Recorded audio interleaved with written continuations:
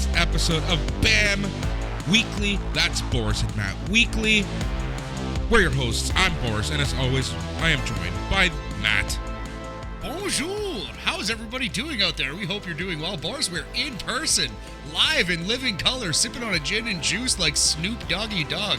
Hells yeah, we are. Do me one favor all episode. Yes. You know exactly what I'm going to take. Into the microphone. Into the microphone, my friend. It's been a while. It's been a while since we did it. Yep, it has been a while. And it's a beautiful fall, cold day here in Toronto. And what better time of year than to chat about sports and wrestling? Because this week, the MLB is done. The MLB is over. So we are going to be giving a MLB post-mortem. And we're going to be talking into next year's outlook. Then we're going to be chatting some NFL Week 9 and some, possible headlines that have come up over the past trade deadline and whatnot. Then in the wrestling portion, we're going to be talking about Jon Moxley. We're going to be talking about ROH TV. We're going to be talking about Impact and MLW. And then the main event is going to be our mock draft of ROH and their roster. We're going to explain all of the rules. We're going to have some fun with it. We're going to change things up. But at the same time, I think it's going to be informative. Yeah, no, I think it'll be a ton of fun. The first ever pro wrestling draft with rules in the history of the business, Boris. We did it. We actually planned one out, and we're going to stick to a concept. Could you imagine a draft in wrestling with plans behind it? A draft in wrestling that actually means less. Somehow, I feel this draft still feels more meaningful than the WWE draft. More impactful, more important it is. Yep. Man, how are you? I'm good, man. It's nice to see you. Feeling nice. I'm going back to Sudbury tomorrow. Got like a week off of work and done all my Operation Sports duties. So yeah, I'm excited to go home, see some friends. Perhaps an old lady friend or two, and see what's up in the old stomping grounds. How are you feeling these days? I'm feeling good. Feeling really good. Super busy day. I think, like I mentioned yesterday on NXT Talk, over the next 9 weeks or so, I'm only working 3.5 weeks. But I think I'm putting 9 weeks of work in those 3.5 weeks, which, it's fine. I'm going to be nice and rested. Can't wait for my trip to Vancouver to visit my brother. Yeah. And there's just a lot of fun stuff going on.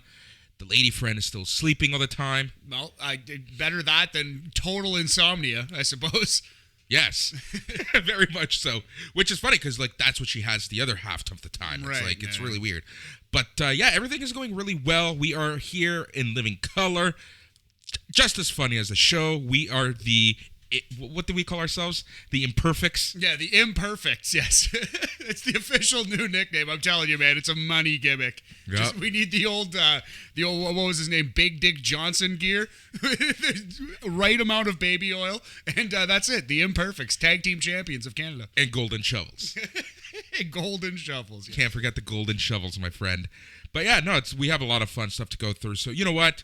Let's get to it because there is a lot of news. There is a lot of chatter that we're going to be having. So let's start with the sports section. MLB finished last night. Congratulations to the Atlanta Braves. More importantly, to Alex Anthopoulos. Absolutely. More importantly, to the good Canadian boy, Alex Anthopoulos, former GM of the Toronto Blue Jays, now of the Atlanta Braves. And Boris, yeah, it feels good, to see him actually succeed. It feels good because he took a big risk with Atlanta this year. A lot of people said that they would not be in the playoffs at all. They started, 44 and 45, By the All-Star break, they were under 500. Yeah. They were missing key players. They were not looking good whatsoever. Absolutely, yeah. Soroka down, Acuna down. Arguably the best player in baseball, one of anyway. And yeah, they persevered at the deadline, made some huge additions. Jorge Soler actually jacked a home run, a very important one in the deciding game last night. So yeah, it's awesome. And you said it before, but we want the Atlanta-Toronto World Series rematch next year. I honestly think it's going to happen, if not next year, then the year after. These are two young and hungry teams, young and exciting teams. In my most humble opinion, yeah, I'm a little biased, but if you want the best baseball, those two teams, in my opinion, are the best teams. Well, other than the Dodgers super team, their all-star squad. That's different, right? A super team is different than a team of a bunch of young, hungry players who actually want to win. In my opinion, this is it for the Dodgers. They're going to buy players. They'll be fine. But kind of in that Yankees level, like from here on in. But here's the thing, honestly, what's his Kershaw? I can see him leaving. Is he a free agent now? I believe this is it. Oh my, that's interesting. If not this year, then next. Right. But I think if it's this year, he's gone. If it's next year, then 100% I can see him being trade bait. He's just more and more banged up, too, this Kershaw. Like, every time, like, although he was pretty good in the playoffs when they actually won the World Series, he missed the entire playoff this year. It seems like down the stretch, he's kind of no longer healthy ever. Yeah. There's so much pressure on the poor guy throughout the regular season that come playoff time, that's it. And even then, the Dodgers have been so mismanaged, by Don Mattingly and Roberts, that just like, poor guy just hasn't had luck. You hate Roberts. I fucking hate that man with a passion. You really do. You despise the works of Dave Roberts. It's like Cora Jade level of hate. Just no time for him. None. And he's not even 20 years old and doesn't have his whole future ahead of himself to prove to you that you're wrong, Boris. Like I say, the Dodgers won in 2020 despite Roberts. Yeah, I think you're right. Do you think the Jays will move away from old Charlie, the second worst manager in baseball? Not far from that.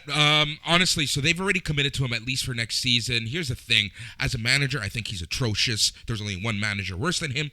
But team seems to like him. The team likes him. More importantly, Vlad and those boys like him. Exactly. You got to keep them happy and keep them wanting to stay in Toronto, right? So I think that he's at least got this season ahead of him.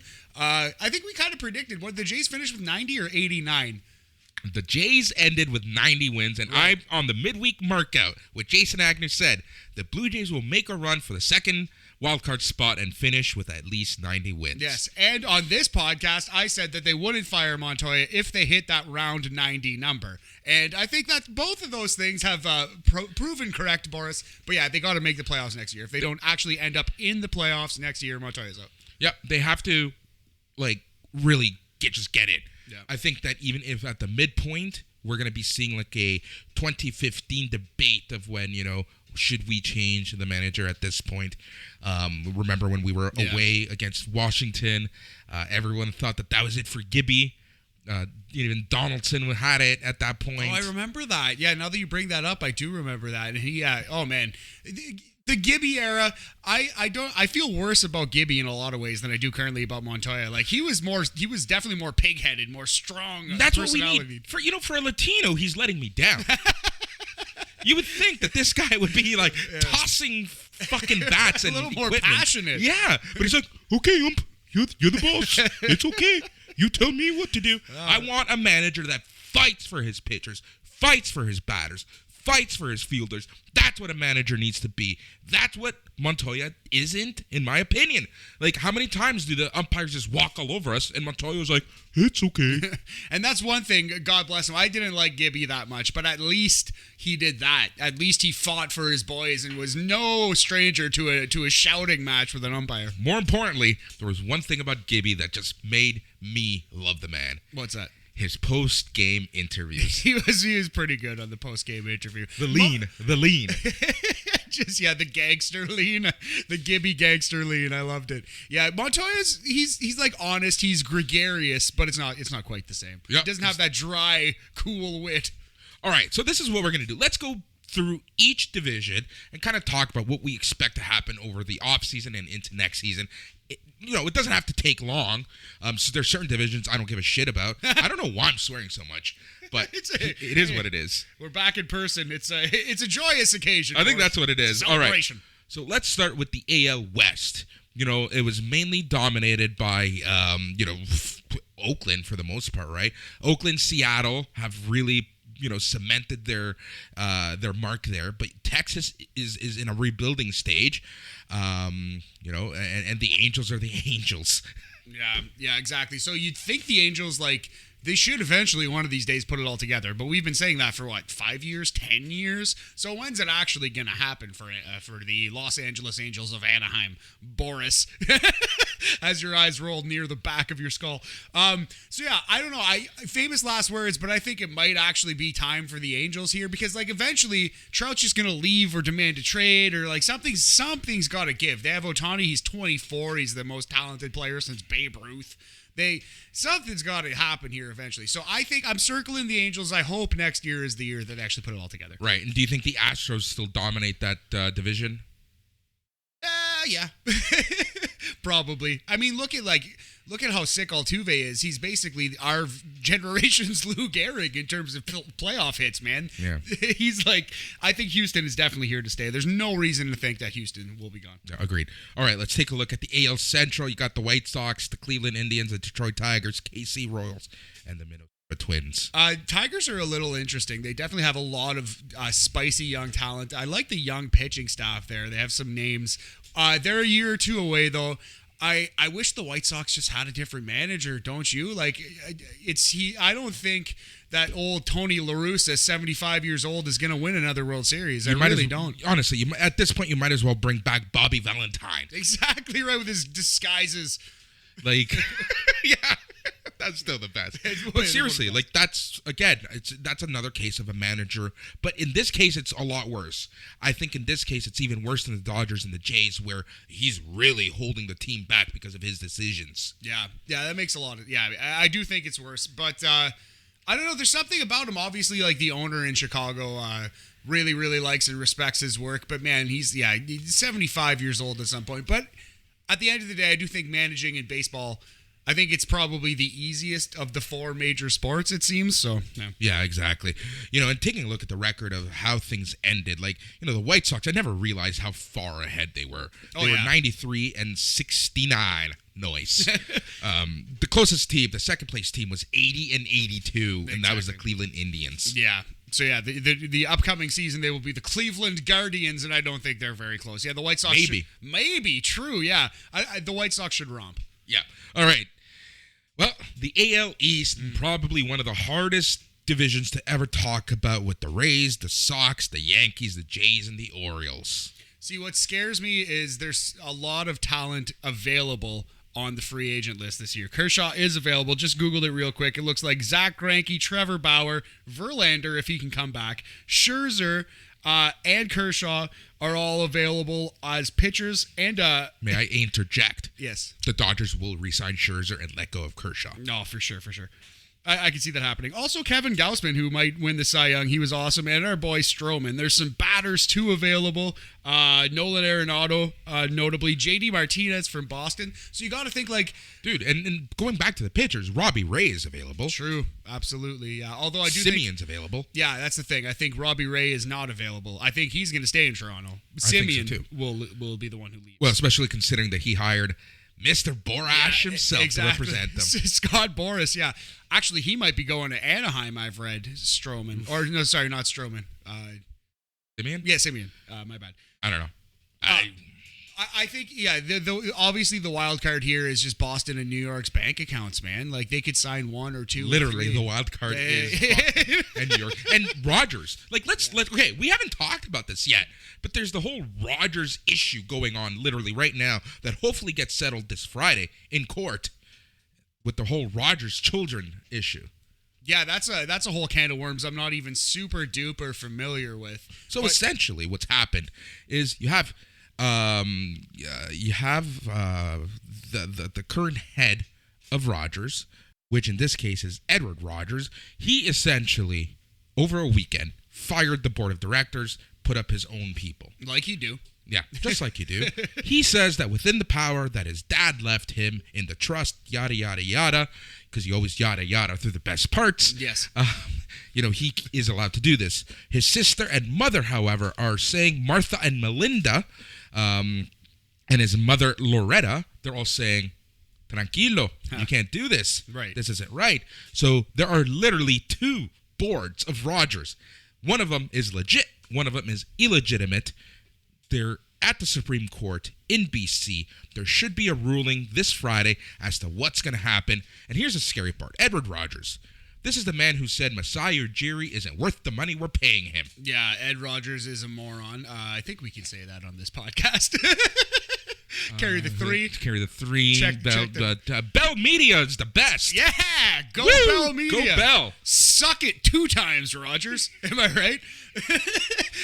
And our internet dies. The BAM show has been put on hiatus for retooling. Anyway, I'm very nervous because Ed Rogers is a crazy rich asshole. But at the end of the day, I hope that he's kind of quietly shoved away. Yeah. Like most rich assholes are at the time that they're due to be put out to pasture. But that's exactly it. So we don't know exactly what this means for the Jays. You know, Anthopoulos and Shapiro, they're saying we got more budget. But from whom? And from where? Like, this is the issue, right? Like, I feel like because of the Rogers drama, the Jays are in kind of like in a holding pattern. It makes sense. They definitely can see that. But yeah, like you said, they're going to court Friday. So hopefully it's resolved pretty quickly. Yeah. Hopefully. Who knows though? Who knows? But yeah, no. It's regardless. It's a very interesting and scary situation happening here with the Jays. I guess why I brought this up is because, you know, we've talked about this on the show many times, and it's like, you know, we have the classic Sophie's choice, Simeon or Ray. Yeah, and I just think we need pitching, though I think probably you'd say Simeon, he might be a better player than Ray, all things considered. I do think we need the pitching more than the hitting. Yeah, at the end of the day, I agree. I think that with Espinal and other players, we do kind of have infielders. I'm not saying they come a dime a dozen, especially to the level and to the impact that Simeon had. Didn't Simeon set the all-time record for home runs by a second baseman this year? Like this year? Yes. He just did it? He just did it. So clearly he's quite impactful in your lineup. Obviously he's going to help. But we have so many huge bats. We don't have so many huge arms, Boris. Yeah. Okay, so that's the Jays. We don't know exactly what's going to happen. We don't know what money they're going to have to play in the market. We don't know who they're going to lose. But they're on the upwards trajectory. Now, the Rays. What do you expect from the Rays? I feel like they're the ultimate wild card. Yeah, it's hard to know with them. I do kind of think they're still going to be hanging around, still playing their defense and hitting their doubles and just hanging in there, winning 100 games. Yeah, exactly. That's what I assume from them as well.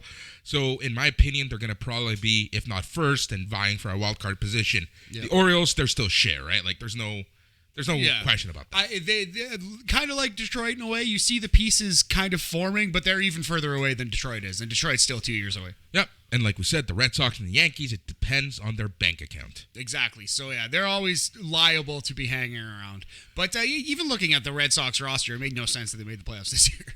Yeah, exactly. Yeah, but this year was such a weird year, especially for the Jays. The fact, like, everything the Jays overcame, playing in 3 homes, right? Like, it's crazy. And just missing by the hair of their chinny chin. Yep, exactly. All right, so let's take a look at the NL East. You have your champions, the Atlanta Braves, the Philadelphia Phillies, Mets, Marlins, and the Nationals. It's very easy to say, the Braves just won. Of course they'll make the playoffs again. And there's some really good teams in that division, but I think here's the thing. We don't know exactly what their plans are. We don't know what everyone's contract situation are. What if they pull a Florida Marlins and just get rid of everyone? That would be shocking to me.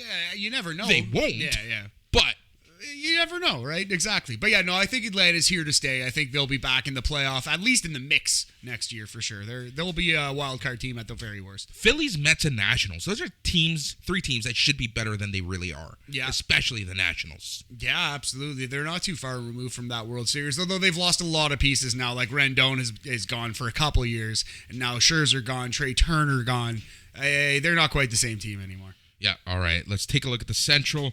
Brewers, Cardinals, Reds, Cubs, Pirates. I do kind of like the Brewers still. They won this division. It's, you know what I mean? I would like the Reds a lot more if we knew what Trevor Bauer's future was going to be. But he not only is he a free agent, but he might, who knows if he's coming back to baseball or when, right? Yeah, exactly. So, who knows what's going on there. The Cubs, they went through a fire sale, so I think it's safe to say that they are in a quote-unquote rebuild. Yeah, I think, the Cubs are retooling, definitely. And the Cardinals, hottest team in August, September. Does that mean anything in the new year? Cardinals will be around. They'll be around. I don't think they're going to be any lower than, fighting for a wild card level, you know? All right. 500 at least. And then the second most interesting division in all of baseball, the NL West, the Giants, Dodgers, Padres, Rockies, Diamonds, and that's the NL West. Yeah, it still seems like the Rockies and the Diamondbacks are not going to be close to this. The Padres fell apart hard down the stretch. You would hope that they kind of rebounds back, because on paper, man, they're almost as good as the Dodgers. That on roster, paper, people put them above the Dodgers this year. That roster is really, really good. They have some names: Machado, Tatis. Look at all the pitchers they have there. It's you would have to say that San Diego's bouncing back. Yeah, exactly, 100%. San Diego's bouncing back. We don't know what the Giants are going to be like because everyone wrote them off this season, and who would have thought that they end up with the best record in the league? Yeah. As crazy as that sounds. And the Dodgers, similar to the Sox and the Yankees, it's their bank account at the end of the day that's going to determine if they're players or not. Yeah, it takes like a really special occasion for them to not be relevant in the league, much like the Lakers or the Celtics in basketball. They're kind of just always there. For the most part, yeah, in some shape, way, or form. Anything else you want to talk about before we move on? I think that pretty much covers it. The Giants will come and go as Gaussman does. If he doesn't re-sign, they're screwed. Literally like Cy Young level pitcher. Like probably 30 games he kept them competitive in, won 25 single-handedly or whatever it was, right? So that's ridiculous how good he is. Yeah. All right, we're going to move on to the NFL. Man, the NFL, they keep making headlines for the wrong reasons this year. Oh, man, yeah. Some terrible news. The Henry Ruggs situation was just so tragic. Absolute. Like, I'm just sending thoughts and prayers to everyone affected. It's just a horrible situation. And the more you read about this Ruggs situation, the worse it is looking for Ruggs. Yeah, it definitely feels so bad for... Ruggs himself was affected by drunk driving in an accident. He lost a friend at a young age. And, now he has cost someone a life as a drunk driver, and it's just, I can only imagine what he is going through, but also, what the family what is going through, you know what I mean? It's a truly, truly tragic story, just tough to read about, man. Yeah, no, it's horrible. I didn't really want to talk about it, but that's all we're going to talk about. Trade deadline came and went. One humongous deal, Von Miller to the LA Rams. My God, they now have Aaron Donald and Von Miller and Jalen Ramsey back there. Did you hear about this story with Von Miller and how he pissed off his team right before the trade? Actually, no, I didn't. Please tell me. Oh, my God. This is amazing. And it was confirmed by players yesterday. Amazing. Everyone thought this was BS. Everyone thought, oh, this is just the media being the media. This is just people, the blogosphere being the blogosphere. But this was actually somewhat confirmed by players. All right, so This is the way this story goes. Von Miller held a Halloween party. And he does this every year, and apparently it's an extravaganza. Yes. A 6-figure Halloween party. Oh, geez, a regular monster mash, a graveyard smash it was. Exactly.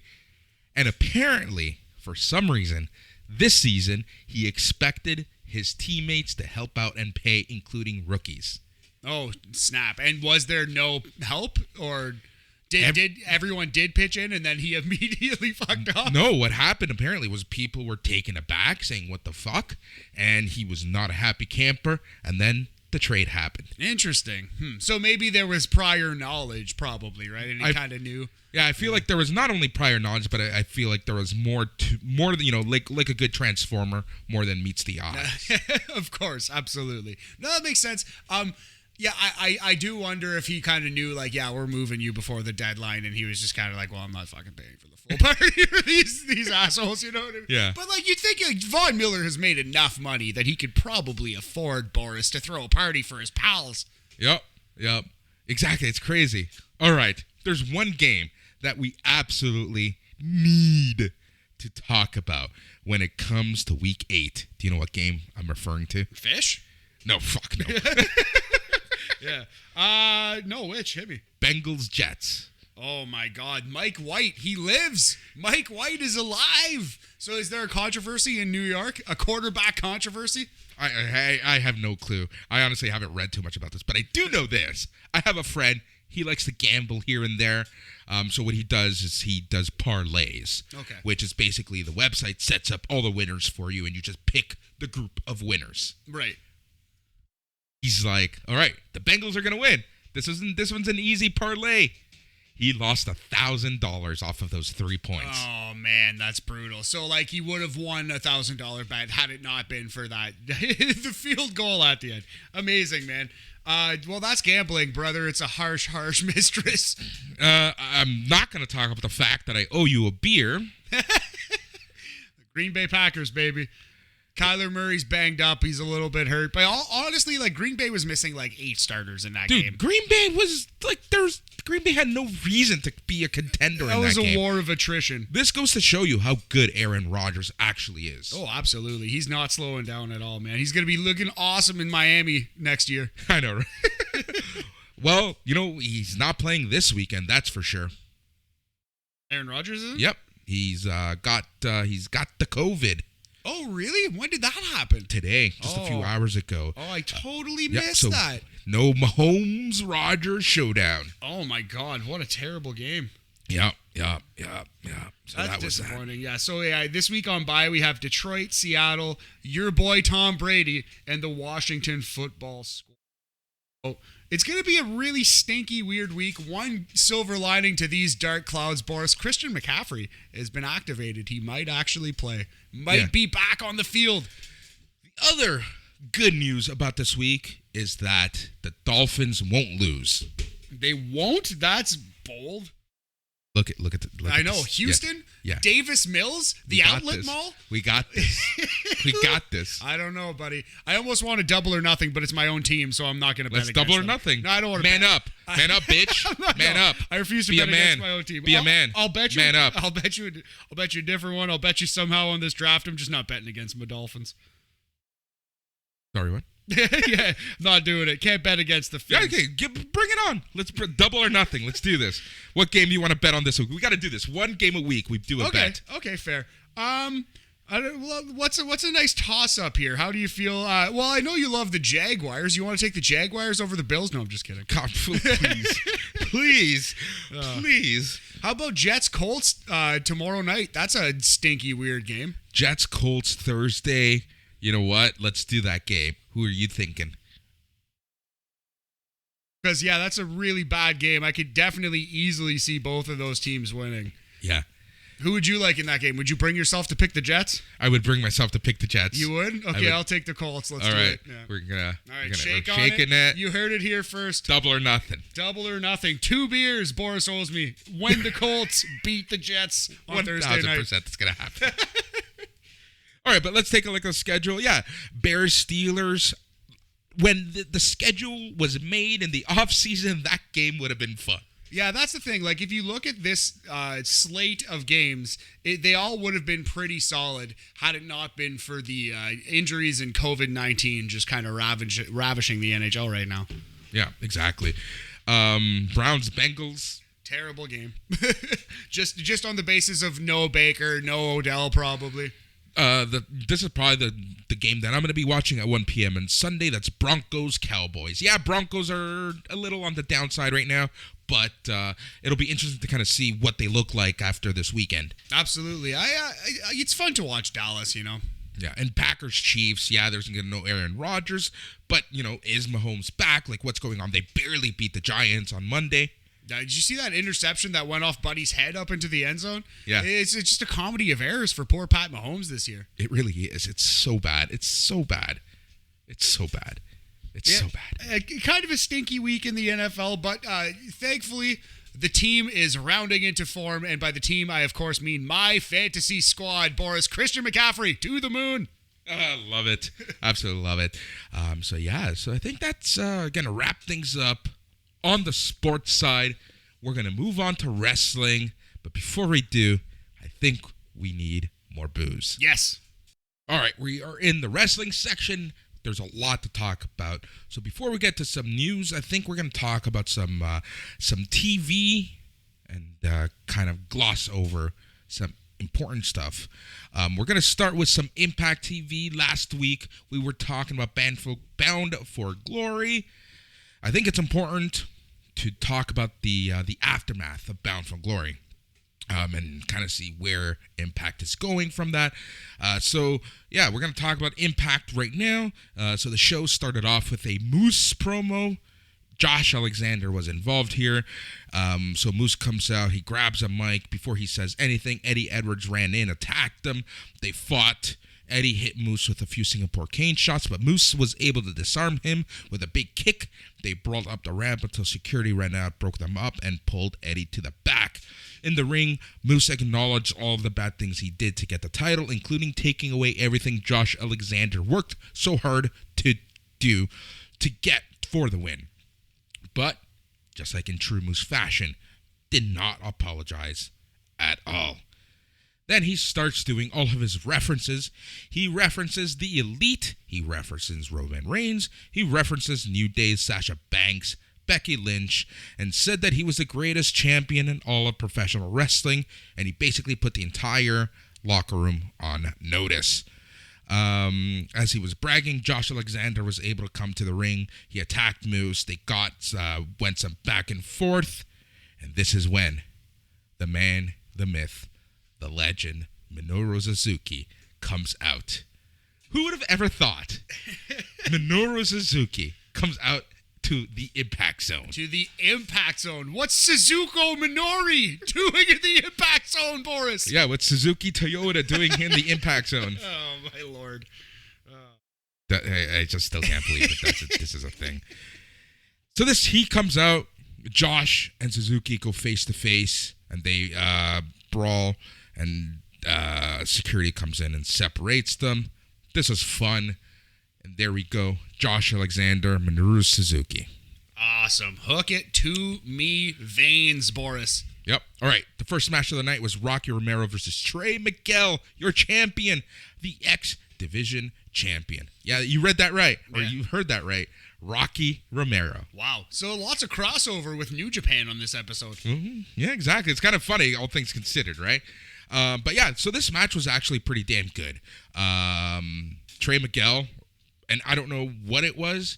Maybe he's like channeling his MSK hate, but Trey Miguel looked awesome in this match. I would honestly rate this match a 3.5 Impact Zones out of 5. Your winner was Trey Miguel. Nice, 70%. Yeah, that's interesting. So last night on NXT, MSK was referencing someone, and I almost made a joke. Like, do you think Trey Miguel is jumping over? But it really seems like Trey Miguel has finally found his footing here in Impact, getting a strong push. Yeah, he is. So after this, Gia Miller interviewed the new digital media champion, Jordan Grace, and Rachel Ellering. Grace said she thought she was the perfect champion because she has a strong social media following. Tasha Steelz and Savannah Evans interrupted them. Steelz boasted about eliminating Ellering during the Collier's Shot Gauntlet match. Ellering was having none of it. And they said they're going to settle this in the ring. Nice. How you feeling about Rachel Ellering's work these days? Yeah. Now, I always kind of liked her. I think she has some potential. It's not a bad, Maz aren't a bad thing. I feel she's there, right? She's there. All right. She's there. All right. She's doing her thing. Steve Maclin cuts a promo saying he was undefeated and is owed the X Division Championship. Scott D'Amore confronted Maclin and said that nobody in this business is owed anything. And if Maclin wants a shot, he needs to earn it. Forgotten son, Steve Maclin. I wonder who's going to have the better career between Maclin and Jackson Riker, a.k.a. Gunner. See, that's a very interesting question. I don't even want to bring this up because it's like, if you're the champion of Impact and a mid-carder in WWE, what's higher? What's better? That's an interesting debate. I would probably think that, like, as an artist, you would probably feel more accomplished. You'd feel like you're doing better work as the Impact champion. But to the regular fan, you're certainly more famous as a WWE mid-carder. Yeah, it's interesting. We should talk about this sometime. Write that down sometime. You just want to see my ROH draft notes. Yeah, you're right. All right, Maclin leaves. Matt Cardona and Eddie Edwards come up to D'Amore. They said they both wanted a chance to face Moose because, Matt Cardona could be a world champion one day. The world champion of the internet. So if Matt Cardona is the Impact champion, Is that better than being on Long Island iced Z? I think inarguably yes. Yes, that's better. Yep. All right, so D'Amore said that Josh Alexander gets a first crack at Moose, but if they wanted, the two of them could team up with Alexander against Moose and the two partners of his choosing. D'Amore heard a commotion. He looked down a hallway, saw Alexander beating up Brian Hebner. D'Amore pulled him off Hebner. Josh said that he wasn't angry about losing the title to Moose, but rather that he was mad the fact that Hebner called the bell while his family was still in the ring. Blasphemy. Can you believe a crooked Hebner? A crooked Hebner? I would not. In a million years, you couldn't get it past me, Boris. Don't give him sports memorabilia, that's for sure. Brian screw Josh. Brian screw Josh. What is it with these Hebners screwing the Canadians? God, I hate him. I hate him so much. Yep. So D'Amore tried talking Alexander down. He said he couldn't let his emotions run wild. And that was that. After this, we got Tasha Steelz with Savannah Evans versus Rachel Ellering and Jordan Grace. This match, to your point, was pretty good. Rachel Ellering did a good job. Rachel Ellering won this match. I'm going to give this one this wasn't a great match, but it was a fun enough match. I'm going to give this one 3 TNAs out of 5. Nice. A 60% Miss TNA Taylor Vaughn percentage. Yeah, pretty much. The third hardest working reporter in all of professional wrestling, Gia Miller, went into the locker room of the new Knockouts Tag Team Champions, the inspiration for an interview. First of all, inspiration, how dare you steal our gimmicks? We are the imperfect. Second of all, Boris, wait a minute, the third hardest working? Who's the second hardest working? Yet to be determined. Oh, is it Agnew? Is Agnew the second hardest working reporter in all of professional wrestling? Oh, man. You should have seen yourself. I did everything in my power not to look at you. I almost choked on my gin and juice there. Yep. All right, so the inspiration, aka the Knockout Imperfects, said that they were here to inspire people, and when Gia tried to probe more about what that means, they cut her off and dismissed her. Nice. Well, they have great personalities. Anytime they can talk, do it. Put them on your television show, give them 5 minutes in front of a camera with a microphone, and you're going to get something good. Yeah, exactly. And then, here's the thing about, like, the modern day wrestling. You can make a great career out of more talking and less wrestling. Well, that's the thing, man. It's always been like that in wrestling, but I feel like people don't appreciate that it's still like that because the actual standard of in-ring work has gotten very, very good. And the athletic feats that happen in wrestling rings during matches are incredible. The stunts are crazy. But at the end of the day, it's still personality that drives this business. It really is. Yeah. And what's funny is that, though, you say the stunts drive the business, but I feel like we've kind of taken a step back in terms of the stunts. Well, okay. In certain aspects. Maybe it's the word stunt that is probably not the right word. It's just the athletic feats. Yes. Okay, yes. Yeah. All right. So then Impact did a very WWE move. It was Joe Doring with Violent by Design versus Heath with Rhino. Oh, no. A rematch. Gang war rematch? Yeah. So this match went to a no contest. This was okay. I don't know. I'm giving this the Mendoza line. I'm giving this one 2.5 slap nuts out of 5. We could rename the Mendoza line the Heath Slater line if we wanted to. I was actually going to ask you offline, what should we rename the Mendoza line to? What is the most generic wrestler that we can think of? If anyone has any ideas, the most generic replacement level wrestler. That's a fun one. And if anyone says Bret Hart, I swear to God, I will kill you. Instant ban from the forums. Yeah, because I know people will say that. I know people will say that. I've blocked people for less. Yeah, same here. But yeah, so that match went to a no contest. Like I said, that was a very Mendoza line, 2.5 slap nuts out of 5. You know who it is? Rodney Mack. Rodney Mack. Wow. He's pretty generic. He might be on the bad side of generic though. There might be someone even more middle of the pack than Rodney Mack. Nunzio was good. I would qualify him as a good wrestler. I really would. Little Guido, F ya. Yeah. We'll table this one. We'll think about it. Yeah, this is an interesting one. All right, we get a Good Brothers promo. They put themselves over. They were talking about retaining their tag team titles against the Bullet Club and Finjuice. Speaking of Finjuice, they came up to the Good Brothers. They said they weren't the ones who got pinned. They threw out a challenge for the title. Good Brothers said they would have to earn a title shot and left. Interesting. I'm pretty done with the Good Brothers still, but all right, keep them on Impact. That's fine. Yeah. The third hardest working reporter in all of professional wrestling, Gia Miller, interviewed the Kiss Demon, who made his return at Call Your Shot Gauntlet. I thought this was a one-shot. This was not. He's back. He's full-time with Impact Kiss Demon? Yeah. I'm surprised Curry Man isn't out here just yet. Shark Boy? Shark Boy. Whew. TNA. Can't wait for our 20-year retrospective. Oh, my God. Starting May 22 and ending May 22. I remember that first show. I actually don't remember the first shows per se, but I did. I went back and watched years ago. I was going to start my own podcast, and I watched the first 5 or 6 shows. I have a notebook with notes, pretty detailed, pretty good notes. And I just 5 or 6 shows in, I was like, I'm not doing this with my life. It's just the fucking worst thing I've ever watched, and I just scrapped the whole thing. So you wait for me to come into it. Exactly. Now we're started back up, buddy. And I got a 5-show head start, but I'm still going to rewatch the shows anyway. But all right, so Gia Miller, third hardest working reporter, interviews the Kiss Demon. As they're talking, do you know who interrupts them? Gene Simmons? Even worse. Johnny Swinger. Oh my God, it was worse. I was going to say, how? Yep, Johnny Swinger came in. He was griping about a bunch of things. It really was whatever. Crazy Steve shows up. Black Taurus shows up. It was just stupid. Let's just move over. Let's move on. I do kind of like Crazy Steve's work. I like Crazy Steve. Something about him, he works. I'm a sucker for some Crazy Steve. Can you imagine Crazy Steve and Danhausen? Very, very evil, very... very crazy, very evil? Yeah. I'd love it. That would be a great tag team name. Wildly foreign, Boris. It's a great idea. Yep, but I am not going to draft Danhausen to Impact.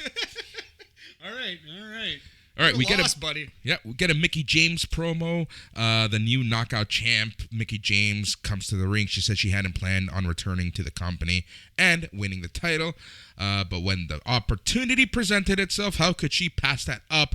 She said that Peraza was nowhere to be seen since losing the match, so she would have to look elsewhere for a new opponent. Madison Rayne comes out. You pretty much knows what happens here. They get into it. That's the next program. Sounds about right. Yep. Backstage, the third hardest working reporter in all of professional wrestling, Gia, asked Moose and Morrissey if they had found a third person to join them in the tag match next week, and they said they were working on it. They walk up to Minoru Suzuki and asked him if he would join them. Matt, he agreed. Wow. What could you imagine in real life just asking that man to, hey, do you want to come, down the street with me? You'd feel like $1 million. You'd feel like you were invincible. Yeah, I would be afraid of even talking to that man. Oh, man. Minoru Suzuki, the grumpiest old man in all of wrestling. My favorite. Let me tell you this. Okay, have I ever told you the story of when I snuck backstage at ROH? I think off air, but please enlighten us. Tell me again. All right, so this was one of their shows with New Japan. Right. One of my friends had a wristband. I don't know how he knew this woman. I wasn't asking questions, but he knew the promo person from ROH. We got wristbands, and apparently the wristbands also I'm not sure if it gave you backstage access, but it's one of those things that if you know and you look like you belong, no one's going to question you. Yeah, exactly. So we just walked backstage. We're hanging out. I was talking with Allie, obviously. Nice. You dog. Yep. But actually, I actually know her from the past, so that was cool catching up with her. Oh, really? Yeah. Oh, interesting. And wait, how do you know Allie? Through friends of friends in high school. Oh, cool. Okay. Yeah. University. She was in high school. Anyways, but that's when I met and spoke with the Young Bucks. They were really cool. Nice. You know who was actually the most cool, rad person? 2 people. Cody Rhodes. No, wait, not him. Cody Rhodes. Okay, pencil that. Okay. Pencil that. Okay. Punishment Martinez. Damian Priest, the unfortunately named. He seems like he's a really cool guy. He's really fucking cool. That's dope, man. He was really, really, really cool. You have to understand, you know where the ROH shows were in Toronto, right? Yeah, Ted Reeve, right? Yeah. It was like this dinky arena in the back, and it was just like whatever. Everyone was split up into the different rooms in their locker room, and Punishment Martinez, he was with Jay White, Switchblade. Oh, wow. They were sharing a room, so I was just sitting with them, and dude, Jay White is so freaking cool. Like, honestly, top-notch person, really freaking cool. Jay White asked me, like, he was just like, sussing what I know about wrestling. We're just talking, and I basically said, like, I flat out said I'm a huge mark for Naito and Los Ingobernables. Nice. You know what he does? What? Calls Naito over. Oh, that's so dope, man. No way. Yeah, it was so freaking cool. Oh, yeah, that's so cool. freaking cool. Sneaking backstage. So I had a conversation with Naito, not in English, not in Japanese, but in broken Spanish. Oh, wow. No way. Hey, that makes sense. A common language between you two. No doubt. How's your Spanish? It's not better than a lot of people's. Better than mine. Better than a lot of, like, it was really cool. He's a really cool guy. So a lot of they were there. Jay Lethal was there. Really cool. Cody was there. Nice. And I don't want want to the start of your Cody feud? I think so. The actual start was when he gave me the middle finger the next show. But at this particular show, backstage, he was like walking around like holier than thou. Like, I'm talking to these people. I look at him in the eyes and say hi, and he just walks past me. Yeah, like, I'm not good enough for the business. He knew you were a fan backstage, and you know what? That's probably why he recognized you the next show. I didn't realize that you went backstage, and the next show he flipped you off. I thought it was the opposite. No. I understand this Cody Rhodes-Boris feud a little more now, buddy. I'm starting to peel away the layers of this onion. I'm starting to figure it out. Anyways, so outside, my friends and I were just like chilling outside. The Briscoes come up, and they're like, "You guys have some marijuana?" Did you? I will not talk about that. Statute of limitations at that time wasn't illegal. I probably was. Fair enough, buddy. So that's where the story ends, and that's how I snuck backstage into Ring of Honor. So let that be a lesson to you kids listening. Always sneak backstage into places where you shouldn't be. It always works out for the best. It did work out for the best. Yeah. It honestly did. But honestly, like, when I started talking with Allie, like, she was the one who kind of just, like, right, let it happen. Even though she was, like, independent, she wasn't even with Impact at that point. Her husband was there, and he was for sure gone from Impact at that point. It was just a cool little hangout. Like, honestly, we were there like 2 hours after the show. That's dope. That's really cool. It's nice that they were so welcoming. What was the Blade's name in Impact again? Pepper Parks. Yeah. Pepper Parks. Blade is better. Yeah, Blade's a lot better. All right, so like I said, the third hardest working reporter in all of professional wrestling, Gia, asked Moose and Morris. Okay, yeah, I already talked about this. Minoru Suzuki. Chris Sabin versus Ace Austin with Madman Fulton. This match was actually a lot of fun. Man, Ace Austin is so good. Yeah. He's really good. Yeah, he's underrated. Yeah. Definitely. I want to see more of him. I've only seen him like 4 or 5 times, but he stands out. Yeah, this was a perfect end to the show. I'm going to give this one 3.5 Gia Millers out of 5. Nice. 70%. That's his girlfriend. I see. I understand the tie-in. There we go, buddy. So, yeah, it sounds like a pretty watchable, pretty solid Impact program. Yeah, it really wasn't bad at all. And, we have Suzuki coming up tomorrow, so that's going to be a lot of fun. But, yeah, so that was pretty good. So, this weekend, MLW, they have their War Chamber. Oh, it's this weekend? Is that from the ECW Arena? The 3,500 or whatever it is now? 2,300. 2,300? No. 35. I don't know. What is this, like a TV show? The 40? What is it? The Price is Right? Just keep going up without going over. Anyway, but yeah, that'll be really, really interesting. Although we've spoken about this before, I think we're at the saturation point with War Games matches. It was really, really cool when they were brought back a couple of years ago to various promotions, but I think we've hit our tipping point with War Games matches. They're no longer as special as they once were 5 years ago. Even. Question for you. Maybe. December 5th, will we get a War Games match? I'm going to say no. I don't think so. I think they're going to let that sleeping dog lie, especially because Vince McMahon has never wanted to do it on the main roster because it wasn't his idea. Mm-hmm. Yep, exactly. He doesn't see the value in it. Exactly. All right. So we're going to talk about the 1027 MLW Alpha Fusion Alpha show, which is a setup to the War Games or War Chamber show that's this weekend. So like I said last time, the big story is really Contra versus the new champion. What's his face? Hollywood Hulk Hammerstone. Yeah, that's literally, yeah. I hate them. You know what the problem is when we give people our own nicknames? I forget what their actual name is. You just think he's actually called Hulk Hammerstone? It's like Von Wagner. Like, I literally need to think about what this poor guy's name is. And not call him Von Fargo or Von Beverly. Von Beverly or even Von Vigo from Ghostbusters 2. Like... Brutus the Barber Beverly now with those friggin' shorts or his tights that he wears. Yeah, so the show starts off with Cesar Duran, and he says, "What shall I do with you? Men have searched for gold since they climbed down from the trees. They fought wars for gold. They turned cities to the ground." Essentially, he's going on and on and on, and he's talking to someone. Do you know who he's talking to? Court Bauer. King Muertes. Oh, interesting. Yeah. So they have a back and forth. Cesar Duran essentially gets him on his side. This leads us to the match of the week, last week, until Danielson Kingston. Yeah, okay, fair enough. What was it? Bobby Fish. Yes, you heard that right. The boy? Our boy around here? Our boy, Bobby Fish, Mr. January 6 himself. Bobby Fish versus Lee Moriarty. Oh, nice. Lee Moriarty is a ton of fun. Really, really just improving so rapidly. He's so freaking good. He's a bag of fun. Like, he's so fun. Like, even his entrance is fun. His music is fun. He's such a good wrestler. Bobby Fish eventually won via submission. Matt, I'm going to have to give this one 3 3/4 fusions out of 5. 75% a B+ here on BAM. I had to stick with that. Yeah. Because you know what my gripe about MLW is? What's that? Oh, yeah, I do. Production issues in MLW. Well, and specifically, it's not even just that. It's almost that it's overproduced, you feel, it's overproduced. Right? Yeah. It honestly feels like you're playing a WWE SmackDown Here Comes the Pain. Like, cool move.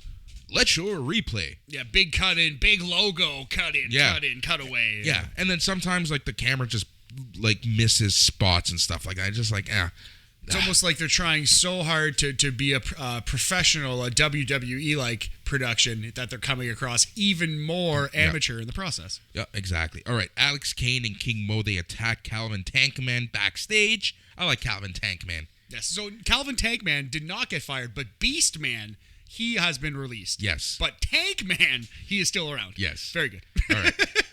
We get a Warhorse vignette. No, nice. Warhorse lives. I thought his career ended after the Cody Rhodes match. I thought that he just retired from wrestling. Right? He literally... Anyways, I'm not going to say anything. Cesar Duran is... he's working a relationship with Mads Kruger. And this is when it's announced. Enzo will be making his MLW debut on November 6th. Now, you're more sour on this than I am. I like me some Enzo Amore still. I thought he was a great promo when he was around. He's not a criminal. He's not, there's not a real, reason morally why he shouldn't be in the company other than the fact that he's kind of an asshole and a dick. But, that describes, 85-90% of wrestlers? So, I don't know, man. I'm excited to see Enzo back in the business. I hope he works out. Yeah. It's crazy, right? I don't know. I'm not a fan of him. Never been a big fan of him. I was born in New Jersey. He reminds me of my dad, Enzo Amore. No, not the same haircut, mind you, but... I'm not going to even say anything. Let's move on. Los Parks promo. This was actually a really cool promo. He says something really weird, and I don't understand exactly what he says. And I wrote this down in my notes. He's like, "Look, my vile children, this is the gringo's candy." Yep. This is the gringo's candy. What's he referring to? This is what I'm trying to figure out. I understand. All right. Well, fair enough. Yep. Maybe next week on Alpha Fusion. We will figure it out. Alpha Fusion Alpha? Yes. Alpha Fusion. Omega Beta. Oh, man. Anyways, they're setting up a program with Conan. Oh, fair enough. Well, hey, let's do it. All right, Mads Kruger versus Dr. Dax with Holodead. Dr. Dax is a weird S&M character. This is very weird. I approve it. So, a certain part of my mind approves this with Holodead. I've never seen this Dr. Dax. I've never seen hide nor hair of this man. You're not missing much. All right. It's not the best, but it's It is what it is. Mads Kruger won via pinfall. I'm going to Heath Slater this one at 2.5 major leagues out of 5. It might be Heath Slater. But I don't know. Well, we'll find someone even better. I feel like Heath Slater is slightly above average. Yeah, he is slightly above average. Right? We enjoyed him a little too much. Yeah, exactly. Maven. Oh, it might be Maven. It might The be Maven line. You know what? It might be the Maven line. Although he had a pretty good look, and there was a time when he could have been maybe a star, kinda. Although he never really got Zach good. Gowen line. He was over. He was Zach really Gowen over. was really over. Zach Gowen was terrible, but he also had one leg, so it's not really his fault. I want to say a joke, but I won't. Hey man, this is BAM. It's a free flowing conversation. Yep. All right. Mads Kruger then went up against Buddy Heavy. Mads Kruger won that one. And again, I'm only going to Mendoza line that one. Fourth match, Alex Shelley versus TJ Perkins in a first round match in the 2021 Opera Cup tournament. The Opera Browser Cup. Interesting. I kind of like this matchup on paper, though. On paper, it's great. And in person or in execution, it was just as good as he thought. This was a lot of fun. TJ Perkins ends up winning. This was honestly a really good match. I'm going to have to give this one 3 3/4 major leagues out of 5. So almost on the level of the previous match, which the Lee Moriarty Fish one, which you said was the best of the show and one of the best of the week. Yeah. Oh, yeah. Major League Wrestling cranking out some good matches. Major League Wrestling is good. Yeah. The production leaves a little bit to be desired, and I don't know, they almost do too much, like this War Games match, like they almost, I don't know, nothing quite lands the way they want it to in Major League Wrestling, but the wrestling is good. It is good. It is good. It is good. You also, it's kind of like Lucha Underground where you have to take a step back and remember that all of this is fake. Yeah, of course. But Lucha Underground, that's an interesting comparison. They have Cesar Duran and Muertes and a lot of the same characters. Now they do, yeah. But the way that they tell their stories and how crazy their stories are, sometimes you really have to remind yourself that you're watching a comic book, a live comic book. Yeah. Interesting. Yeah. So that's pretty much it. We're gonna see what they show from the War Gate or the War Chamber. But yeah. So before we get to the main event, we wanted to talk quickly about Jon Moxley. Yeah, just absolutely. Just shout out to Jon Moxley, shout out to Renee, and yeah, just like an incredibly mature, brave, intelligent, adult thing for Jon Moxley to do this now when his daughter is still young, and before some situation happens that the family can't come back from, right? So I have nothing but the utmost respect for Jon Moxley. I just think this is such a smart, adult, mature thing to do, and zero judgment. I haven't read any judgment by wrestling fans, so that's really, really great. I think this is, I'm impressed by wrestling fans' reaction. I'm proud of us, as condescending as that sounds, because we can be a disgusting bunch, but we're not being gross about this story, and it's really good. And may I add that I'm also happy and I respect how Tony Khan has addressed this. 100% agree with that too. Yeah, I feel like it's really straightforward because he could be very look at us, look how good we are. We're helping this guy. Yeah, very I hate the term social justice warrior, but I feel like that might apply right here. You know what I mean? But that's not the vibe we're getting from this Tony Khan in this situation right now. It feels like he's just making a genuine, heartfelt statement. Yep, exactly. And that's what I love about it. So, I hope, the hardest part is to ask for help. Yeah, absolutely. And he's done it. Yeah. And I wish nothing but the best for him. And this is that's a show of strength, not weakness, and nothing but support and respect to Jon Moxley and Renee and their daughter.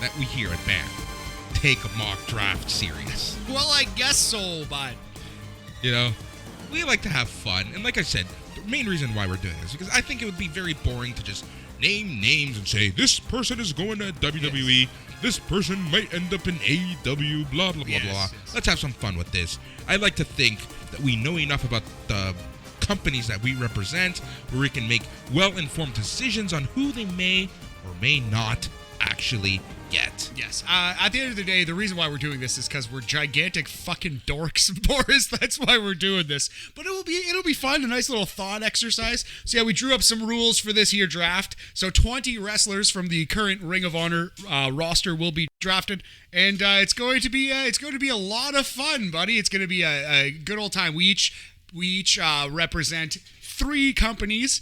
6 teams, if you will be drafting, and we're each going to take 3 of those. So Boris is taking World Wrestling Entertainment, Impact Wrestling, and Billy Corgan's NWA. I am taking AEW, New Japan Pro Wrestling, and Major League Wrestling. After 3 rounds, 18 picks, we're going to each pick a wild card and assign them to any promotion on planet Earth that we haven't mentioned yet. Any small indie, any overseas promotion, perhaps Yoshi or Lucha. We'll see. Yeah, exactly.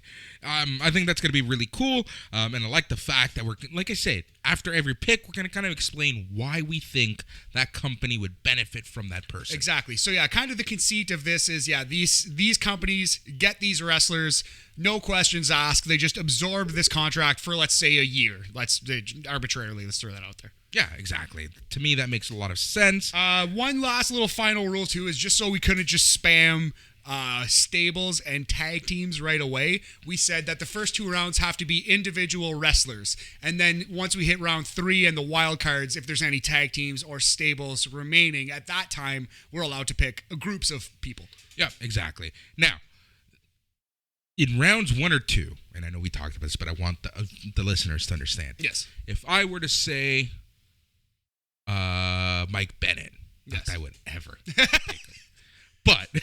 if I were to say Mike Bennett, does Maria come along? If I were to say Jay Briscoe, does Mark come along? In round 1 and 2, no. But in round 3 or the wild card round, yes, you could say the Briscoes or the Bennetts or the Kingdom or whatever. But the first the first 2 rounds have to be individual single wrestlers. Boris. All right. Are you ready? Yes, sir. Yeah, we kind of tried to loosely rank this out in terms of which companies have the most money, basically. So we go WWE first, AEW second, and this is probably untrue. New Japan third, Impact fourth, NWA fifth. Now, I bet Billy Corgan probably has more money than Impact and New Japan, but we're looking at this from a wrestling... it's like basically the power rankings of these companies, right? So WWE 1, AEW 2, New Japan 3, Impact 4, NWA 5, Major League Wrestling 6. I think that sounds fair, no? I do believe it does. What's interesting about this is WWE, WWE, and this is like, I always have to say this to people, they're done with going to the independents because apparently, according to Vince McMahon, these kids don't know how to wrestle. Yeah, exactly. Having said that, there's always going to be exceptions to the rule. And I believe that with the first pick, I'm going to have a couple exceptions, at least for the WWE side. So without further ado, shall we start? Let's do it! All right. So, I'm thinking about this a little more, and I think I'm going to have to lock my pick in.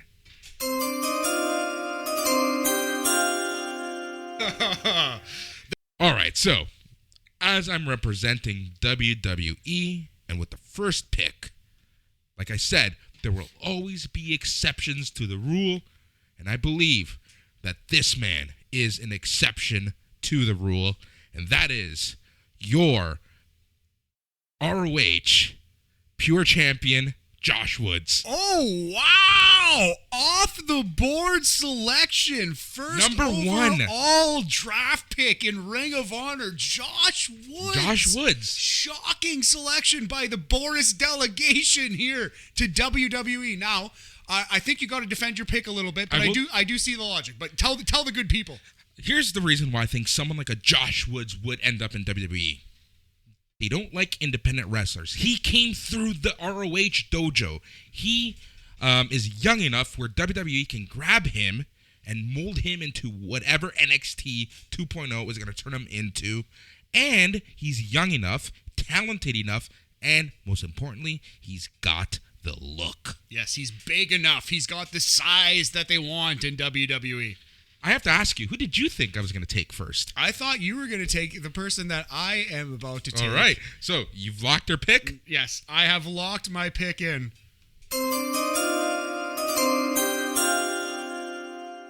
The pick is in, Tony Khan and AEW, and this is tough because I was wrestling. I thought there was a safe 1, 2, 3, and maybe you talked me into 4, Boris, and you didn't say any of those names.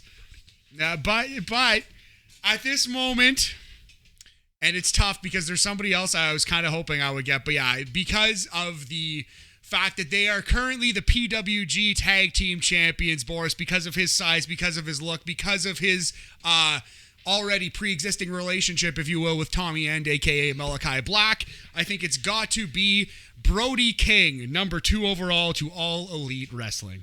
Yeah, you know what? I would have picked them for WWE, but let me tell you why I didn't. Keith Lee. Interesting. Yeah. He's got the Keith Lee thing. He's got a He's little bit of the too good Keith Lee. of a wrestler to be a big man. He's too quick. He's too agile. Does too many flips and cool things. Yeah, he's too good. But, I was debating whether I should go Josh Woods, Brody King, Josh Woods, Brody King, but I knew you were thinking I was going to take Brody King. I did. And I'm just, you threw me off. I wasn't expecting to get Brody King there, so we'll see how this plays out. All right, next up, I am picking number 3 for New Japan. Are you ready? Boris, I think the pick is in. Are we going to do that 20 times, by the way? We're literally doing this for the first round, and that's it. Okay, that's good. So, yeah, again, this is a tough one. I wrestled with it a lot, but at the end of the day, I think New Japan would do well with A, some new high flyers, B, some new blood, and C, somebody with prestige. So why not draft the Ring of Honor heavyweight champion, someone who's a really good luchador, can fly around there, Bandito to New Japan Pro Wrestling, 3rd overall. Interesting pick. Very interesting pick. And I can honestly see him end up there. Yeah, New Japan, that'd be a great stomping ground for Ban Dito, because he can join Naito and Los Ingobernables. Exactly right, buddy. Exactly right. Have matches right away with, eventually have matches against Hiromu, build to that breakup, but right away could have matches against Robbie Eagles, against LP. Just go in there and mix it up. Have some really incredible matches. Ooh, that'd be great. Here's a question. Would you start him off in the strong, like the U.S. stateside, or would you send him straight to Japan? If this were to happen and he were to just show up next week, I'd have him win the Super Juniors right away. Oh, to New Japan. Wow. Okay. All right. So, what's next, Matt? Boris will be selecting for Impact. Impact Wrestling. All right. I'm thinking about this. Even though I already know exactly what I'm going to pick, but gotta build the suspense. Gotta sell it for the people. We're still in the first round, so you know what's happening.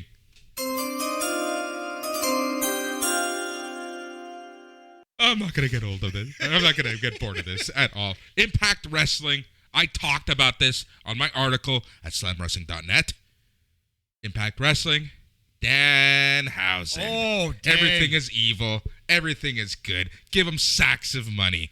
Sacks and sacks of money finally will be dropped at Danhausen's door.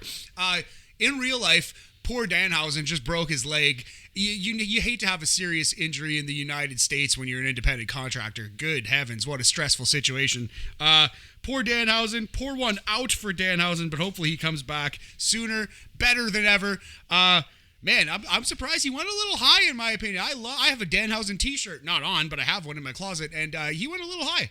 Yeah, he did, but I wanted to lock him up for Impact, even though I do think that he would work in AEW, but I just feel like Impact is the right place for him, and he can still work the indies, he can still have fun, he can still do what he does, but I just feel like he would have the most impact. By God.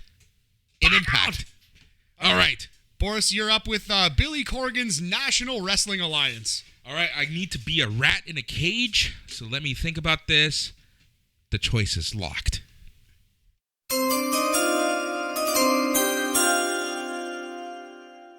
I'm literally not gonna fucking stop this. What people don't know is that like our sound effects, our music, and everything is live. Yeah. Like we do one take on our shows for the most part. Absolutely. Also, you have a headset, and right now I don't, so I'm not even hearing this. I can just tell when it ends because you stop laughing. All right, NWA, Billy Corgan. It's about tradition. It's about real men. Silas Young. Interesting. Silas Young. Now, that is early for a pick for Silas Young, but he fits in really well with what they do. He really Trevor does. Murdoch versus Silas Young. I can really think see about it. that.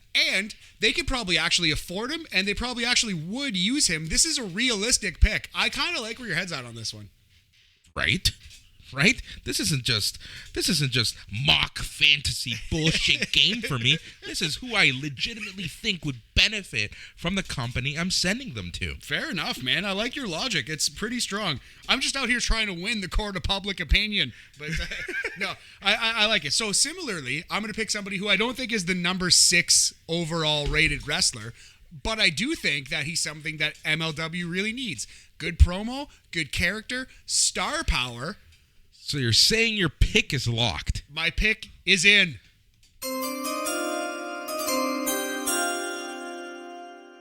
You're so happy right now. You are so happy. No idea. You're beaming with happiness. I'm going to pick EC3 for Major League Wrestling here, number 6 overall. I think he's exactly what the MLW roster needs.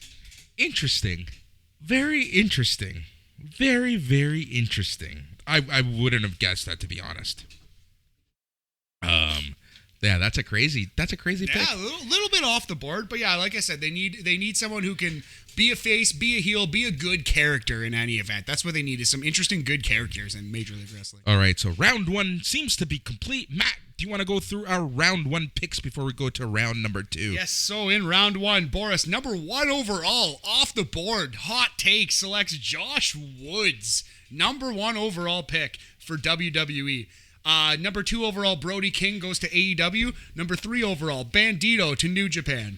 Number 4 overall, Danhausen to Impact.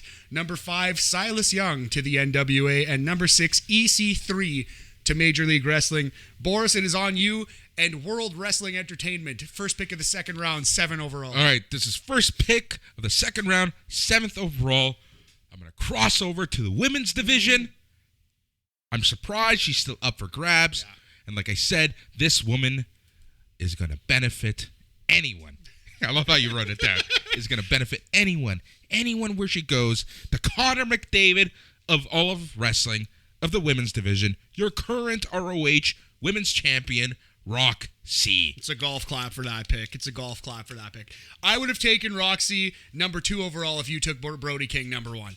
I thought my pick was going to be between Brody King and Roxy. I really thought you were taking Roxy number 1 overall to the WWE, but you got Roxy and Josh Woods in the WWE. Good drafting by you, homie. Kind of throws me off because I was definitely fixing to pick Roxy here. I need a second. All right, I have taken 1 second. I am ready. Boris, who did Bandito win the Ring of Honor championship from? Roosh. And he will be joining Pal Andrade El Idolo in AEW. Roosh to AEW and the Jacksonville Jaguars.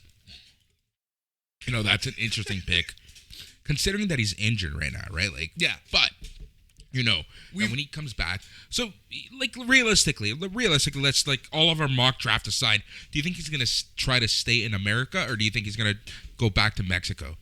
He will go back for a second, but I think his long-term future is in AEW. And I think Idolo has already said, like, pretty outwardly, like, he wants the family. He wants his friends and family there.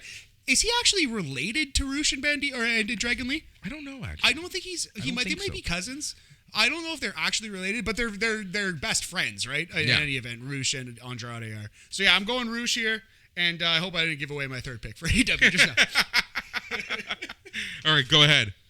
So New Japan coming up next, and I think we got to go with Jonathan Gresham here. I think he fits in super well in New Japan. I'm actually surprised neither of us took him already, but we both love Jonathan Gresham's work. He's the new Taz, Boris. Jonathan Gresham, I think he would do very well in New Japan. Yep, exactly. If you didn't take him now, I would have taken him for Impact. Nice. Yeah, it makes a lot of sense.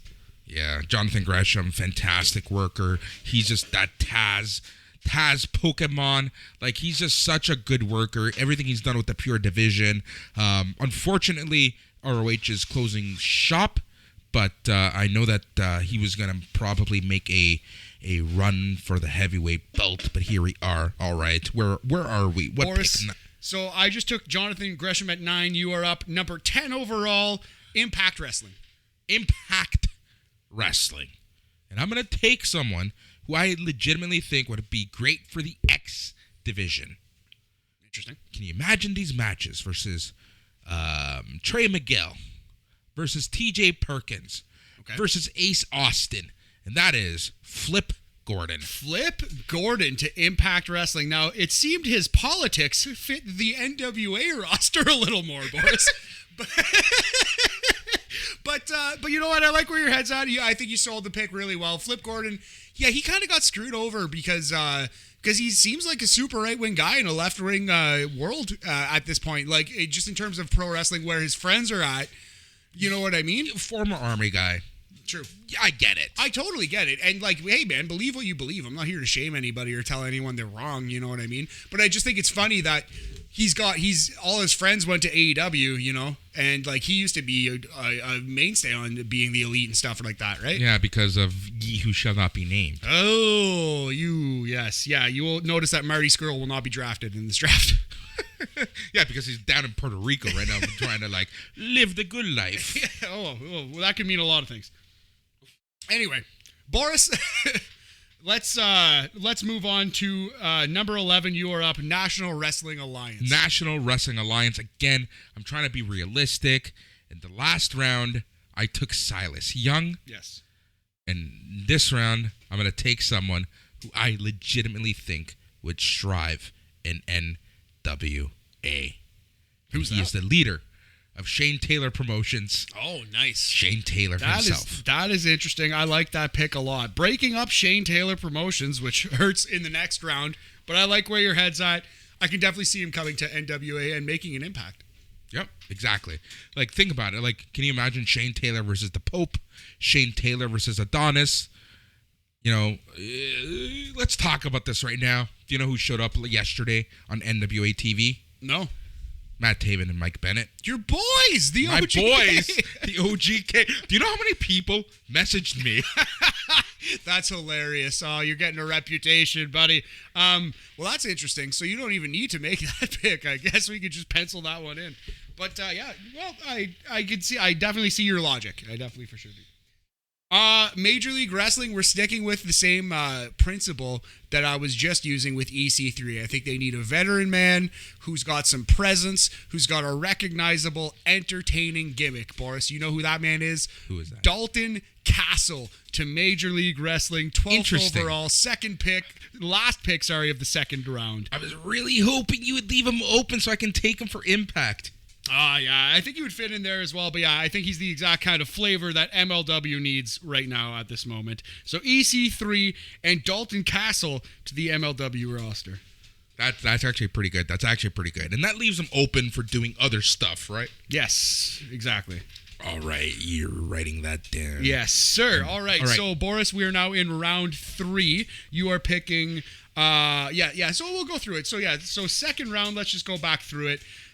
Boris, you took Roxy to WWE. I responded with Rush to AEW, Jonathan Gresham to New Japan. Next up, Flip Gordon to Impact, Shane Taylor to NWA, and at 12 overall, Dalton Castle to Major League Wrestling. Now it is 13th pick, first of the third round, Boris, and tag teams and stables are now eligible.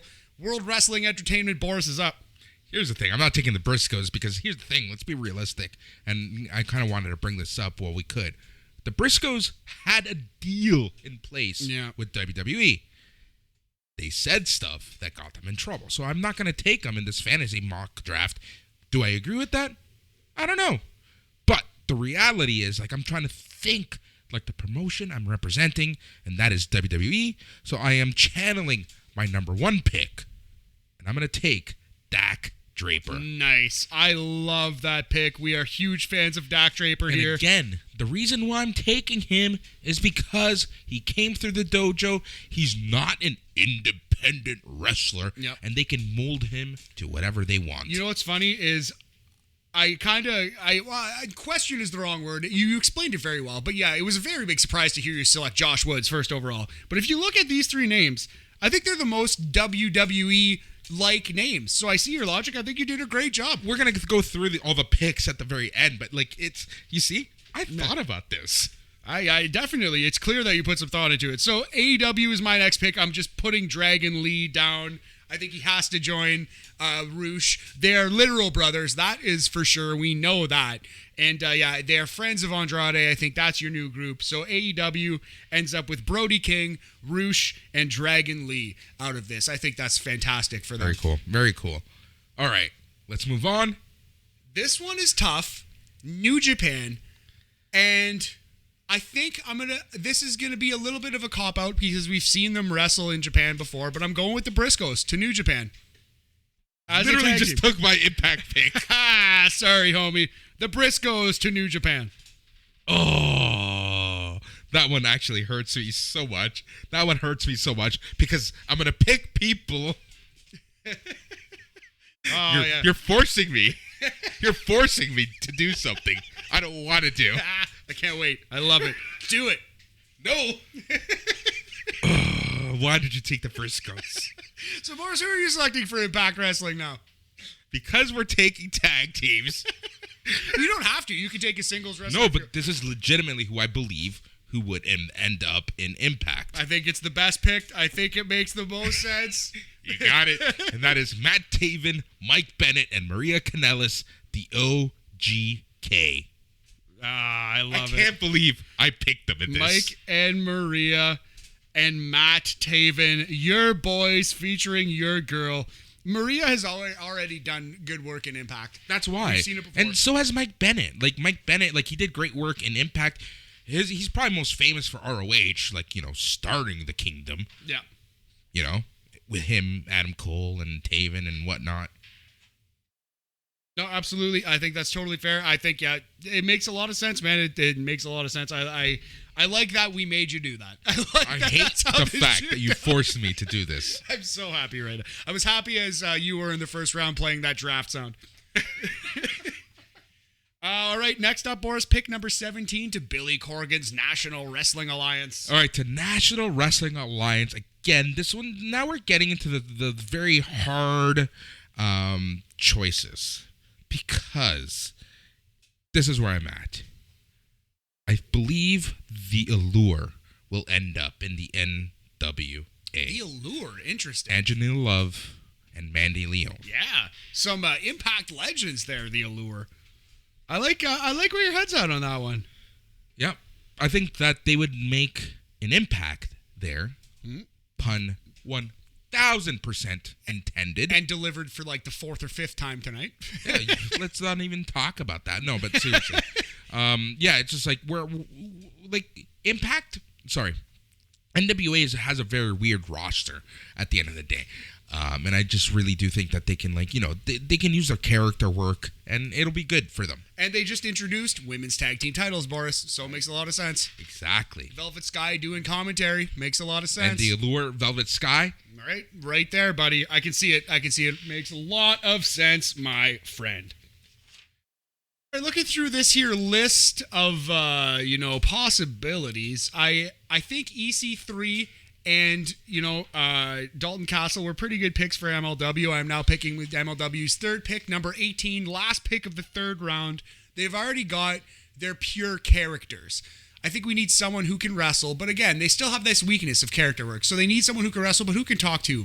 Boris, we're going slightly off the board, but he is our boy here at BAM. He's getting picked 18th overall. Brian Johnson to Major League Wrestling. Thank you. God, we're nerds. I know. I was really hoping you would get picked. I know, right?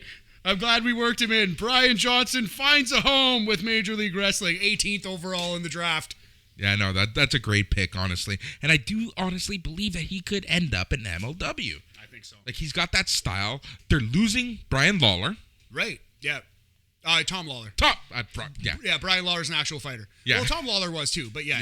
Tom Lawler. They're losing Tom Lawler, so I feel like they need this character of like, I'm better than you, like me versus everyone else. Yeah. Brian Johnson literally does this. Definitely fits right in. So yeah, I think that's a pretty solid pick, and that closes out the companies. So we'll quickly go through each company and tell you who got who. So Boris selecting for WWE, Josh Woods, Roxy, and Dak Draper. Pretty solid. Me picking for AEW, I love this team. Brody King, Roosh, and Dragon Lee. Exactly what I wanted. Myself picking for New Japan, Bandito, Jonathan Gresham, and the Briscoes. Not bad at all. Boris picking for Impact. An interesting squad here. Danhausen, Flip Gordon, and the OGK. I still can't believe I picked the OGK. I love it so much. God, I love it so much. Boris picking for NWA, Silas Young, Shane Taylor, and The Allure. Interesting.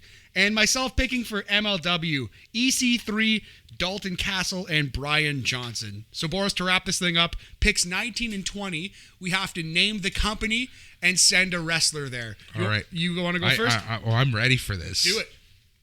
AEW, Quinn McKay. Oh, Brew. I was going to send Quinn McKay to Stardom. AEW, Quinn McKay. There's a reason why for this. There's 2 roles that she can play.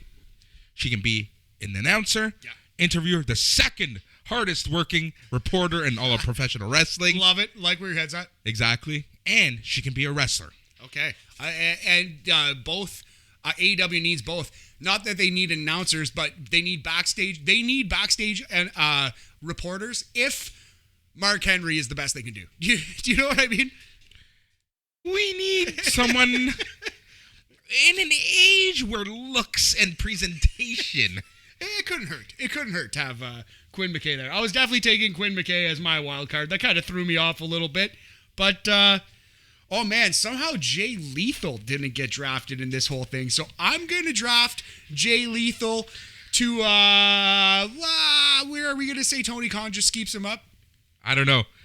You know what? This is your pick. Jay Lethal to Destiny Wrestling in Mississauga. No, Jay Lethal to AEW. Jay Lethal to AEW. You know what? I can see that legitimately happening. Yeah, I think so. I think just because he's a legend of the independents, I think he'll get a run on that big stage. Yeah, exactly. All man, right. You know what? This was a fun concept, man. I hope it was a fun listen. We'll take a picture of this and throw it up on the website. And okay, just for prosperity's sake, can you go through all of the picks? Yes, absolutely. Here are the 20 people drafted in the Ring of Honor draft. Number 1 overall, Josh Woods. Number 2 overall, Brody King. Number 3, Bandito. Number 4, Danhausen. Number 5, Silas Young. Number 6, EC3. Round 2, number 7 overall, Roxy. Number 8 overall, Roosh. Number 9 overall, Jonathan Gresham. Number 10, Flip Gordon. Number 11, Shane Taylor. Number 12, Dalton Castle. Number 13, Dak Draper. 14, Dragon Lee. 15, the Briscoe Brothers. 16, OGK. 17, The Allure. 18, Brian Johnson. Number 19, your girl, Quinn McKay. And number 20, my girl, Jay Lethal. Man, that was actually pretty good. That was a lot of fun. I had a lot of fun doing that. It was pretty like I said, I just hope it was a good listen. And we got to think of a similar concept in the future. Next time a company that we know and love dies in front of our eyes. So when WWE is over, like, we can do this, like, you know. Yes, exactly. When Billy Corgan folds this thing in, like, August. I'm talking about WWE.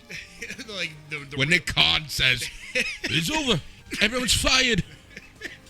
Why is he Donald Trump? I don't know. All right, but hey, sometimes you got to riff. You know what is actually going to happen is NXT is going to get canceled one of these days. We should do it again when NXT gets canceled. As the final episode of NXT Talk.